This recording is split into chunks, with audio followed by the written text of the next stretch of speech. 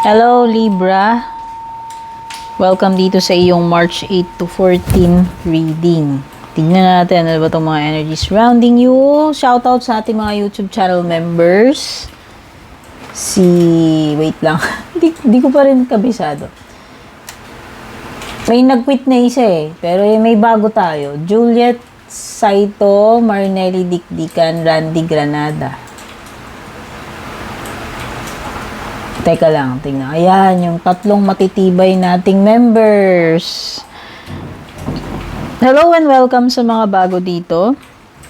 Kung hindi pa po kayo nakasubaybay sa ating YouTube and Facebook, don't forget to subscribe, like, and follow. Shoutout din sa ating mga kababayan na nanonood palagi ng ating mga readings. Yung mga nag-subscribe na, palaging sumusubaybay, nagko-comment dito sa Pilipinas at sa iba't ibang bansa. Okay, hindi ko na kayo mabanggit lahat kasi sobrang dami, no? Pero sobrang natatouch ako pagka nagko-comment kayo, nalalaman ko na merong mga nanonood ng mga readings natin sa ibang bansa, no? Thank you so much sa inyong support at pagsubaybay. Libra, tignan na natin itong mga energies. March 8 to 14.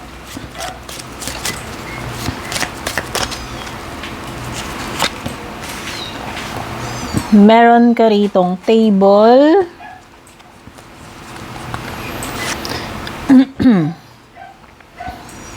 Pay attention to your finances. Table means, Libra, pwedeng magiging very busy ka. Or, yun na nga, hindi lang busy, pwedeng mahirapan sa tambak na trabaho. Ayan, hard work ahead. So, pwedeng may mga challenges. May mga trabaho na pwedeng magiging mahirap sa'yo. Or pwedeng namang sobrang pagod ka lang, tambak lang, dami mong kailangan na tapusin. Yan yung mga deadlines. Pay attention to your finances, Libra. Mag-ingat pagdating sa kaperahan. Sa pagbabudget, sa paglabas-labas ng mga pera, ano. Kung hindi naman sobra-sobrang, alam mo yun, kung hindi naman talagang kailangan. Ayan. So, itabi-tabi mo muna. Mag-save ka rin. Hinay-hinay sa gastos. Success! Wow! Success assured with good plans and hard work, Libra. Ayan. Although, may mga hard work dito, at least, aanihin mo naman yung mga paghihirap mo dyan with this success na sinasabi na paparating sa iyo. Kaya okay lang. You will be rewarded for your efforts, kasipagan. Ayan. So, kahit subsub ka sa trabaho, Libra, aanihin mo itong mga pinagtrabahuan mo na yan.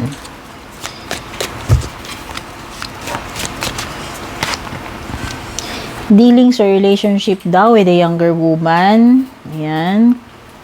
Loved one man yan, or romantic, friend, or kung sino man.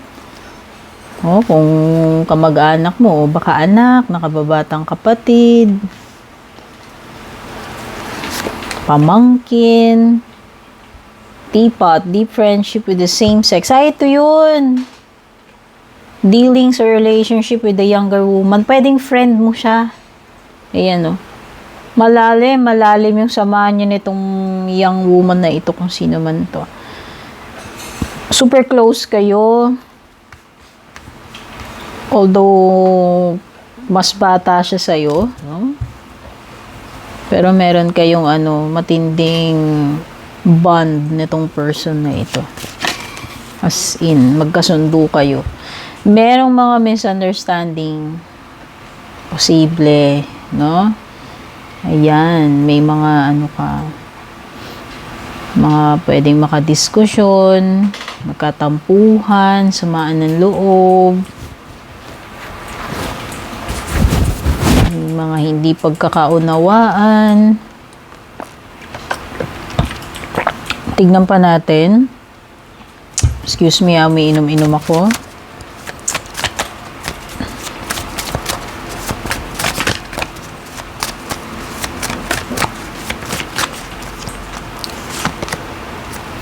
Oy, may energy talaga ng bata. Possible na itong younger woman na ito is a water sign, Cancer, Scorpio, Pisces.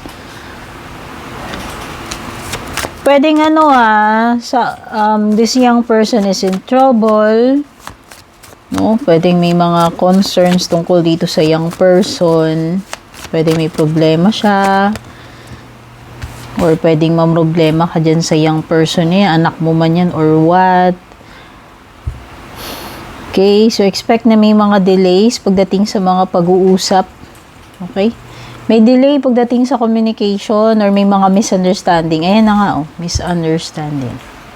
Either may mga delay sa mga hinihintay mo na mga mensahe or pag-uusap or misunderstanding. Yung tipong may mga conflict sa pakikipag-usap or hindi magkakaintindihan. Meron ding earth sign energy bukod sa Cancer, Scorpio, Pisces, King of Pentacles. Sabi nga dito Libra, ayan, pay attention to your finances.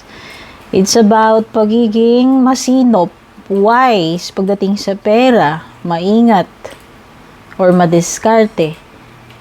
Okay? So, sabi ko nga kanina, 'di ba, yung mag-save din, no? Ingatan yung pag-handle ng pera, maging wise pagdating sa pag-handle ng pera para hindi magka-problema, no? Merong deceptive energy with the 7 of Swords in reverse.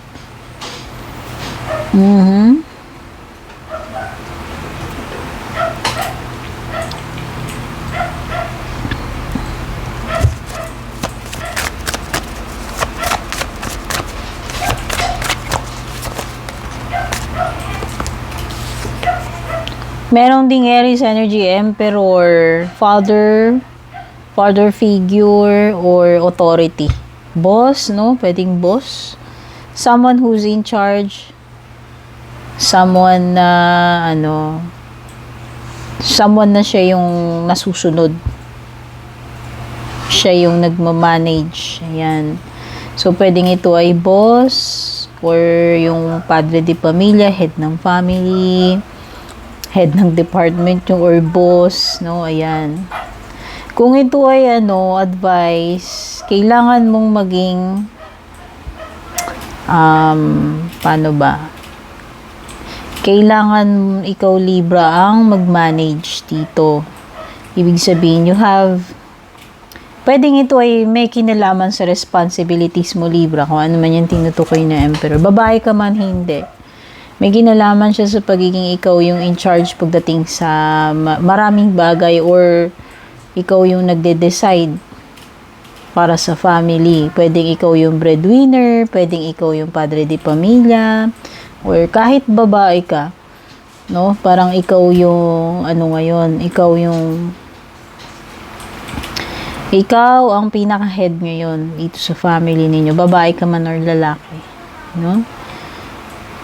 And possible, di ba may binanggit ako kanina, possible na nagkakaproblema ka about someone, youngster, no? Kung anak mo man yan or nakababatang kapatid. Ayan. Meron something dito about accountability and responsibility, Libra. Na ikaw lahat yung may pananagutan dito. Ikaw yung may pasan-pasan ng responsibility. Ayan. Or ikaw yung inaasahan. Yan yung nafe-feel kong energy. More on sa family, sa finances, sa mga responsibilities, no?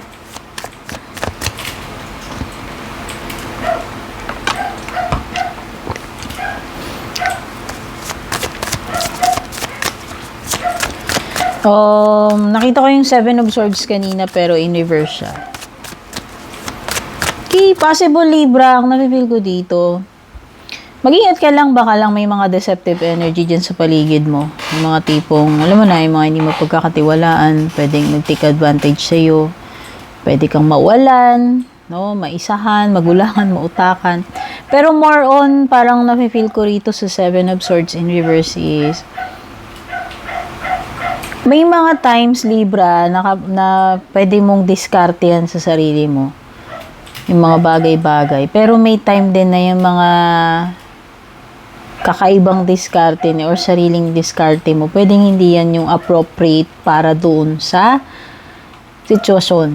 Pwedeng hindi, alam mo yon, pwedeng may mga naiisip kang ways, solution, pero parang hindi siya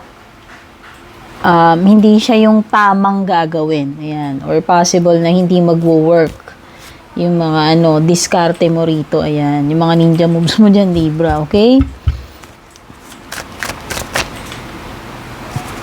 Minsan naghahanap ka ng way kakaibang approach, kakaibang moves or diskarte, pero minsan hindi yun nag-work or hindi talaga yun yung dapat or tamang gawin.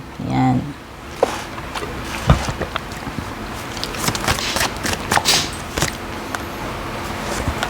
Okay, mag-ingat talaga pagdating sa finances, Libra. Possible na magka-problema kayo sa pera, kayong pamilya, Ayan. Lalo na kung ikaw yung dito pinaka-head, ikaw yung nagbabudget, breadwinner, yan. Possible na nananakit yung ulo mo or magkakaproblema ka pagdating sa pera. Siyempre, apektado kayong lahat since family kayo, And ang mahirap nga lang kasi doon, ikaw yung may responsibility. Okay? Possible din na walang teamwork. Ayan, possible nga na umaasa sila sa'yo. Marami. Pwedeng maraming umaasa sa'yo, lalo na kung marami kang anak or marami kang kapatid, kung single ka man. Okay, kaya lang yung iba kasi parang wala silang dito. Alam mo yun, walang cooperation. 'Di ba? Mas malelesen yung mga problema or mas madaling ma-solve yung mga problema kung lahat ay nagtutulungan or kung lahat ng members ng family ay ginagawa nila yung mga part nila. O diba? Yun lang yung nakikita ko. Merong mga possible na may mga unreliable dito na family members. Tingnan pa natin yung sa love life mo.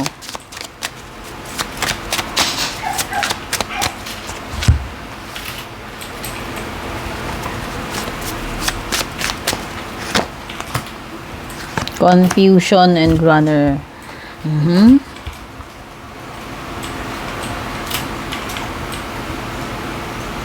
Meron ba ditong nag-iiwasan? Ayan, sa inyong dalawa. Vice versa yan. Pwedeng energy mo, energy ni person mo. Yung tipong ayaw na, pero gusto ng umalis.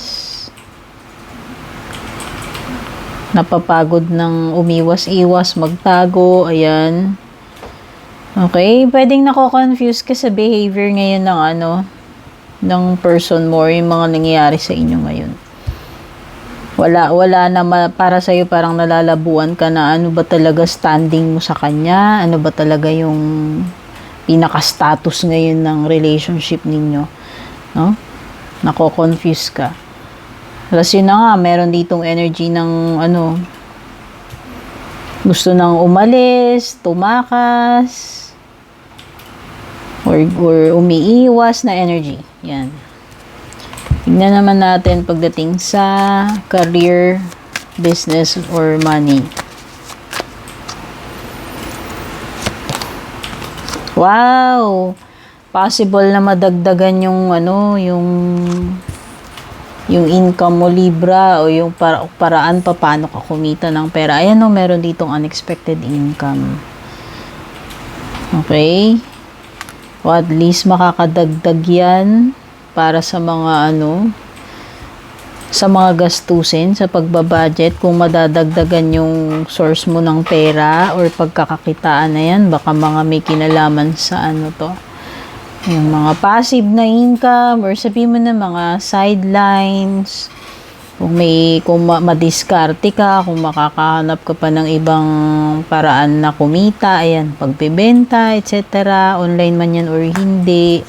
Mga part-time job, freelancing, yan yung mga ganyan, or sa crypto, okay. Or ang mga iba pang investment, na pwede mong pakinabangan yung kikitain dyan. Makakadagdag yan sa earnings mo. Ayan saving money.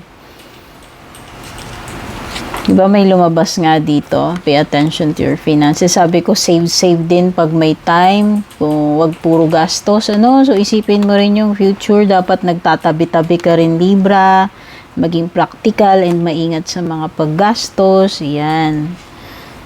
Okay, pwedeng yung iba sa inyo, may savings na kayo. Or pwedeng iba, hindi nyo pa nai-realize yan. No? Kaya kung hindi nyo pa nagagawa, pwede na kayo mag-start mag-ipon para sa mga future or emergency na pangangailangan. Tingnan na natin yung closing messages para sa iyo, Libra.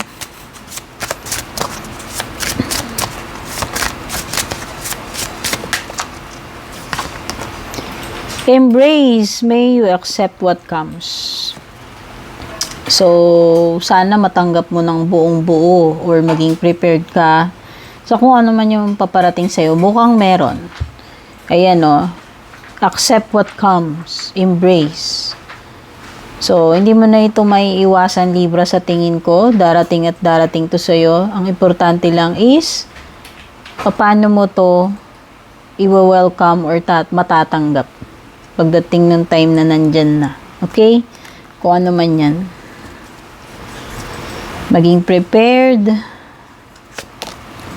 Glow, may you be enchanted. Glow up, Libra. Ito yung nakikita ko sa'yo. Ibig sabihin, pag glow up, maraming magagandang bagay yung nangyayari sa'yo. Pwede may success, ayan. Yung nagsashine ka, namamayagpag ka, ayan. Yun nga yung success, namamayagpag. Kumbaga, all is well. Nagiging nare-recognize ka. Maraming meaning yung glow up eh. So, pwede yan sa career mo, or pwedeng pagdating sa romance, relationship, ayan. Kumbaga, nanonotice ka, nakikita nila yung kagandahan mo, nakikita nila yung galing mo, namamayagpag no? Ayan. Literal na kumikinang-kinang ka. Ayan. May you bless the turning of the leaves. The turning of the leaves means transformation or changes na paparating. Ayan, maliwanag yan. Kasi itong embrace, no? Diba may something na paparating sa iyo. Ayan, may mga dark clouds. Hindi ko alam kung pangit o maganda ito, Libra. Pero kung ano man ito, for sure mukhang merong transformation or pagbabago na paparating para sa iyo. At dapat ikaw ay maging handa na tanggapin kung ano man itong mga paparating sa iyo. Maganda man yan or hindi. Okay, Libra, maraming salamat. Don't forget to like, share, follow, subscribe. Take care. God bless.